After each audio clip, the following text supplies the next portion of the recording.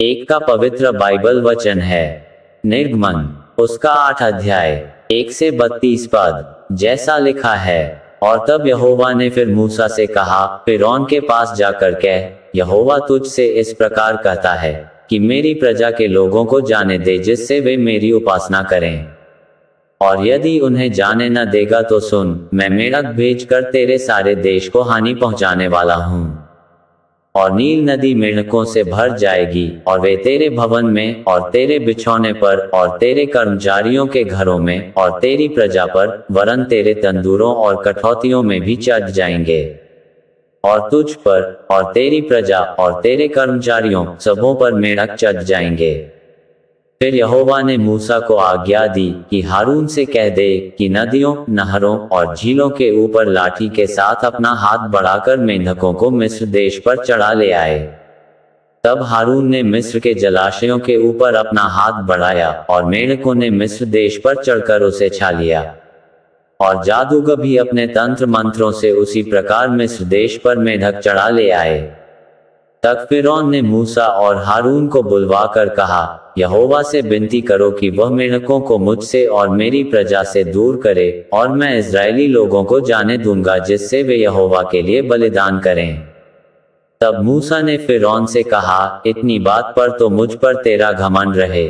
अब मैं तेरे और तेरे कर्मचारियों और प्रजा के निमित्त कब विनती करूं कि यहोवा तेरे पास से और तेरे घरों में से मेंढकों को दूर करे, और वे केवल नील नदी में पाए जाएं। उसने कहा, कल। उसने कहा, तेरे वचन के अनुसार होगा, जिससे तुझे ये ज्ञात हो जाए कि हमारे परमेश्वर यहोवा के तुल्य कोई दूसरा नहीं है।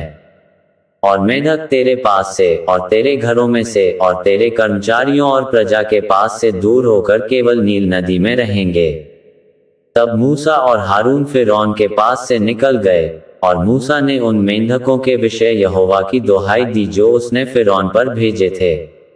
और यहोवा ने मूसा के कहने के अनुसार किया, और मेढ़क घरों, आंगनों और खेतों में मर गए।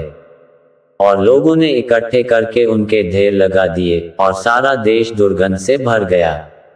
परंतु जब फिरौन ने देखा कि अब आराम मिला है, तक यहोवा के कहने के अनुसार उसने फिर अपने मन को कठोर किया और उनकी न सुनी। फिर यहोवा ने मूसा से कहा, हारून को आज्ञा दे कि तू अपनी लाठी बढ़ाकर भूमि की धूल पर मार, जिससे वह मिस्र देश भर में कुटकियां बन जाएं। और उन्होंने वैसा ही किया, अर्थात हारून ने लाठी को ले हाथ बढ़ाकर भूमि की धूल पर मारा। तब मनुष्य और पशु दोनों पर कुटकियां हो गई, वरन सारे मिस्र देश में भूमि की धूल कुटकियां बन गई। तब जादूगरों ने चाहा कि अपने तंत्र मंत्रों के बल से हम भी कुटकियां ले आएं, परंतु यह उनसे न हो सका। और मनुष्यों और पशुओं दोनों पर कुटकियां बनी ही रहीं। तब जादूगरों ने फिरौन से कहा, ये तो परमेश्वर के हाथ का काम है। तो भी यहोवा के कहने के अनुसार फिरौन का मन कठोर होता गया, और उसने मूसा और हारून की बात न मानी।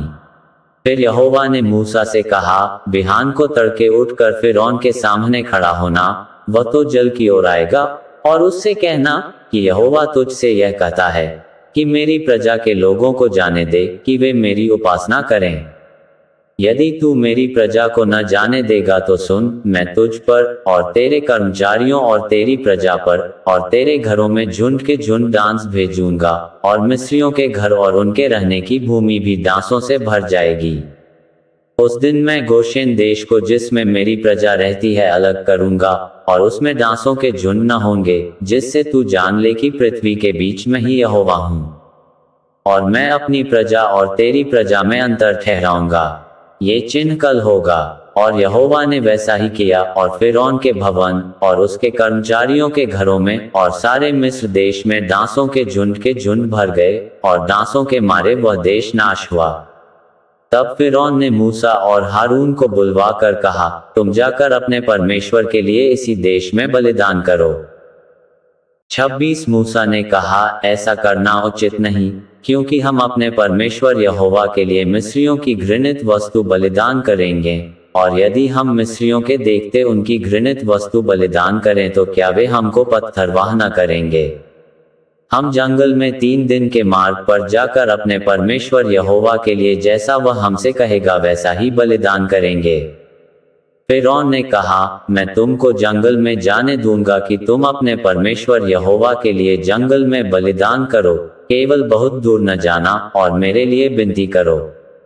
तब मूसा ने कहा, सुन, मैं तेरे पास से बाहर जाकर यहोवा से विनती करूंगा कि दासों के झुंड तेरे और तेरे कर्मचारियों और प्रजा के पास से कल ही दूर हों, पर फिरौन आगे को कपट करके हमें यहोवा के लिए बलिदान करने को जाने देने के लिए नहीं न करे। सो मूसा ने फिरौन के पास से बाहर जाकर यहोवा से विनती की, और यहोवा ने मूसा के कहे के अनुसार दासों के झुंडों को फिरौन और उसके कर्मचारियों और उसकी प्रजा से दूर किया, यहाँ तक कि एक भी न रहा। तब फिरौन ने इस बार भी अपने मन को सुन्न किया और उन लोगों को जाने न दिया। यहाँ तक इस वचन के द्वारा आपको बहुतायत से आशीष मिले। आमीन।